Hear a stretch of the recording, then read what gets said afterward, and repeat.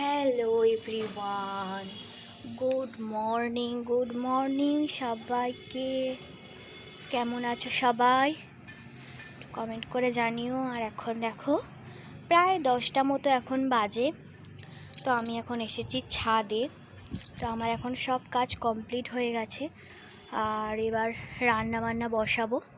তো তার আগে চলো একটু সকালবেলার ভিউটা তোমাদের দেখিয়ে দিই। দেখো সকালবেলার ভিউটা একবার তোমরা দেখে নাও, জাস্ট অসাধারণ লাগছে।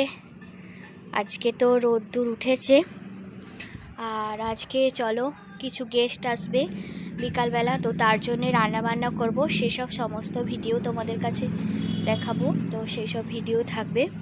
তো রান্নাবান্নাগুলো চলো করে নিই, তো তারপরে আবারও কথা। তো তারপরে দেখো নিচে এসে যেহেতু কাজগুলোকে সেরে নিচ্ছি, দুপুরে রান্নাবান্না আছে।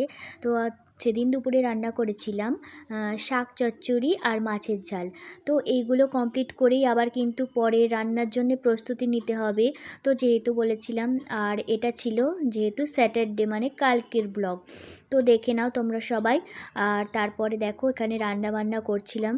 রান্নাবান্না এখানে শেষ করে আবার কিন্তু পরের জন্য প্রস্তুতি হতে হবে।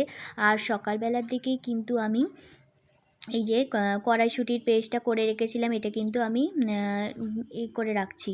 দেখো কড়াইশুঁটিটাকে আমি এখানে প্রথমে দিয়ে দিয়েছি, দিয়ে নাড়াচাড়া করছি। এটা নাড়াচাড়া করে শুকনো করে নামিয়ে নেব। আর এটা করে রেখেছিলাম যেহেতু একটু সুবিধা হয়।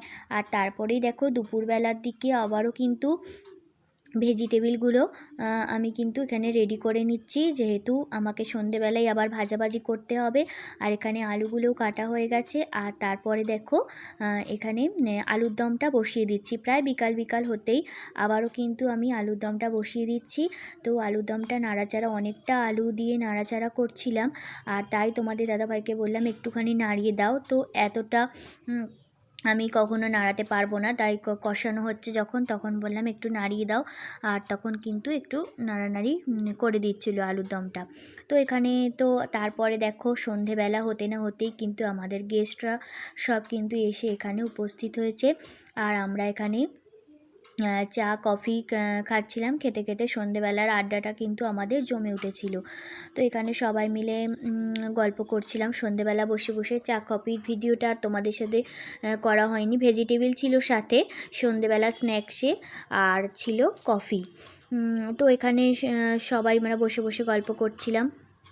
আর তারপরে দেখো এবার রাতের ডিনার আমাদের করতে হবে। তো সন্ধেবেলা অনেক গল্প করার পর তারপরে দেখো এবার রাতের ডিনারের প্রস্তুতি নিতে হবে, যেহেতু সব কিছু ওখানে রেডি করে রাখাই ছিল, শুধু কচুরিগুলো ভাজার পালা। তো তারপরে দেখো এখানে কচুরিগুলো আমি ভেজে নিচ্ছিলাম। আর কচুরিগুলো এখানে কি সুন্দরভাবে ভাজা হচ্ছে। এখানে কচুরি অনেকটা ভাজা হয়েই গেছে।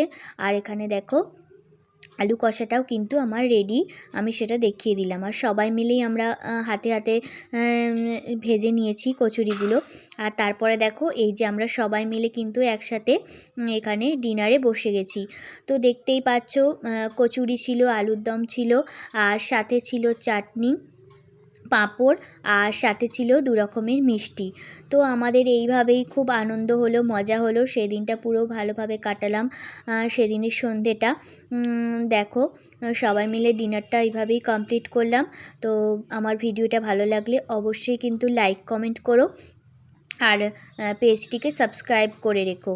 চলো টাটা বন্ধুরা, আবারও কোনো একটা ভিডিও দেখা হচ্ছে। ততক্ষণ সবাই ভালো থেকো।